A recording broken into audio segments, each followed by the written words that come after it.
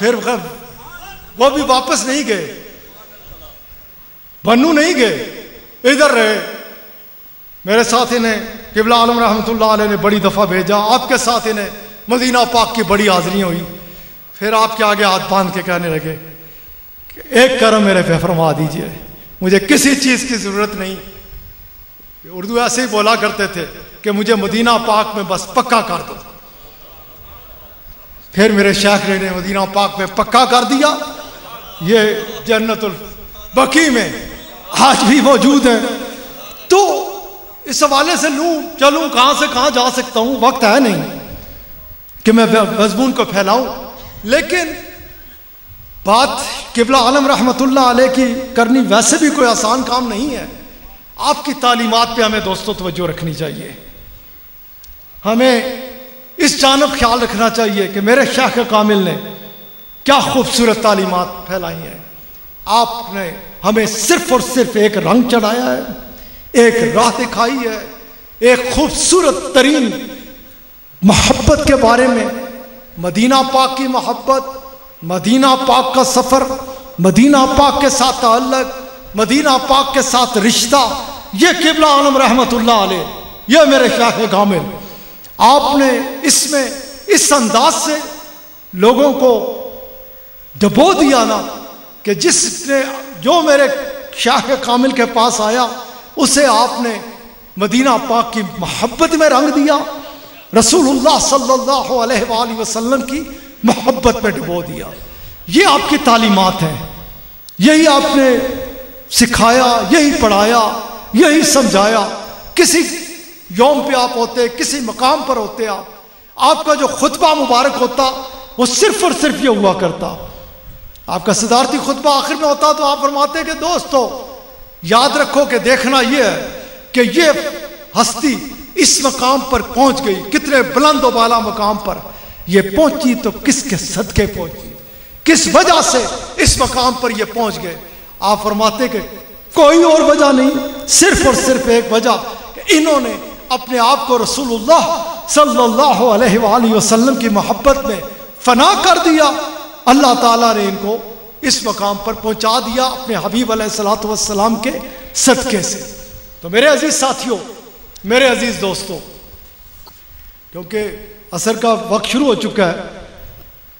اور ذکر اور دعا کی طرف جانا ہے، ذکر سلام دعا کی طرف، میں بیان شروع ہی نہیں کرنا چاہتا کہ پھر سمیٹنا مشکل ہو جاتا ہے۔ اسی پیغام کے ساتھ کہ آقا علیہ الصلوۃ والسلام کی خوبصورت محبت میں ڈوب کر آقا علیہ الصلوۃ والسلام کے ساتھ اپنے خوبصورت ترین رشتے کو ہر لحظہ ہر آن مضبوط سے مضبوط تر کیجیے۔ ہر آنے والے لمحے میں آپ کا تعلق جس ہستی کے یوم پہ اور جنہوں نے ہمیں یہ 12ویں پاک عطا فرمائی جو ہم ماہانہ مناتے ہیں، ان کی تعلیمات ہی یہی ہے، انہوں نے ہمیں سکھایا پڑھائی یہ ہے کہ اپنے آپ کو مدینہ پاک کی محبت میں، آقا علیہ الصلوۃ والسلام کی محبت میں ڈبو دو۔ اور میرے شیخ کامل فرمایا کرتے، آپ کا فرمان مبارک ہوتا، آپ فرماتے کہ اگر ایک شخص یہ کہے کہ مجھے رسول اللہ صلی اللہ علیہ وآلہ وسلم کے ساتھ محبت ہے تو پھر اس پر لازم ہے کہ وہ آقا علیہ الصلوۃ والسلام کی اتباع اختیار کرے، آپ علیہ الصلوۃ والسلام کے فرمودات پر سچے دل سے عمل کرے، آپ علیہ الصلوۃ والسلام کے احکامات کو اپنائے۔ ایک بندہ کہتا رہے مجھے آقا علیہ الصلوۃ والسلام کے ساتھ محبت ہے، آپ صلی اللہ علیہ وآلہ وسلم کے ساتھ میں بہت پیار کرتا ہوں، لیکن رسول اللہ صلی اللہ علیہ وآلہ وسلم آپ علیہ الصلوۃ والسلام کے احکامات فرمودات کو نہ اپنائے، آپ فرمایا کرتے پھر وہ اپنی محبت کے دعوے میں جھوٹا ہے، کیونکہ محبت اتباع سکھاتی ہے۔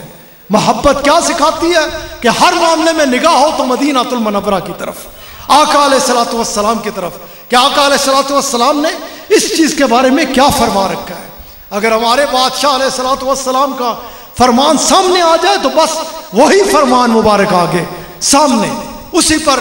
ہر وقت ہر لحظہ ہر آن نگاہ۔ آقا علیہ الصلوۃ والسلام کی محبت نکھار دیتی ہے، آقا علیہ الصلوۃ والسلام کی محبت نفرتیں ختم کرتی ہے، رسول اللہ صلی اللہ علیہ وآلہ وسلم کی محبت انسان کو دل میں سے تنگی کو دور کر دیتی ہے۔ دل میں سے سختی جاتی رہتی ہے. رسول اللہ صلی اللہ علیہ وآلہ وسلم کی محبت انسان کو کچھ کا کچھ بنا دیتی ہے. میں اکثر و بیشتر کہا کرتا ہوں کس وجہ سے ہمیں یہ کہا گیا کہ آقا علیہ الصلوۃ والسلام کو چاہو, اس انداز سے آپ سے محبت کرو کہ اگر ماں باپ ایک طرف ہوں تو رسول اللہ صلی اللہ علیہ وسلم کی محبت ماں باپ کی محبت کے اوپر غالب, اولاد کی محبت کے اوپر غالب, عزیز و اقارب کی محبت کے اوپر غالب, مال و اسباب کی محبت کے اوپر غالب, اپنی جان کی محبت کے اوپر غالب. کیا آقا علیہ الصلوۃ والسلام کو کسی چیز کی احتیاج ہے؟ نہیں. اگر تو میں یہ دعوے کریے یا نہ کریے, وہ تو بلند, بے پناہ بلند و بالا, بے پناہ بلند و بالا, بے پناہ بلند و بالا, حد سے زیادہ بلند و بالا شانوں والے تھے, ہیں اور رہیں گے. کسی کے وہم و گمان میں بھی نہیں آ سکتا. ہاں شرط یہ ہے, یہ محبت ہی میں, یہ میرے شیخ نہیں, یہ خوبصورتی کے ساتھ یہ سلسلے سمجھائے ہیں کہ جب آقا علیہ الصلوۃ والسلام کی خوبصورت محبت میں ڈوب کے قرآن کریم بھی پڑھے گا نا, تو جو قرآن کریم تجھے تب دے گا وہ ایسے دے نہیں سکتا, بے نہیں ویسے ہی. جب احادیث مبارکہ کھولے گا نا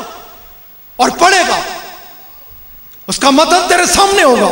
اگر آقا علیہ الصلوۃ والسلام کو تو نے ہر چیز سے پیارا جان رکھا ہے, اگر آقا علیہ الصلوۃ والسلام کی محبت ہر چیز کے اوپر غالب ہے, تو پھر وہ سطور تجھے وہ کچھ دیں گی جو تجھے ایسے مل سکتا نہیں ہے,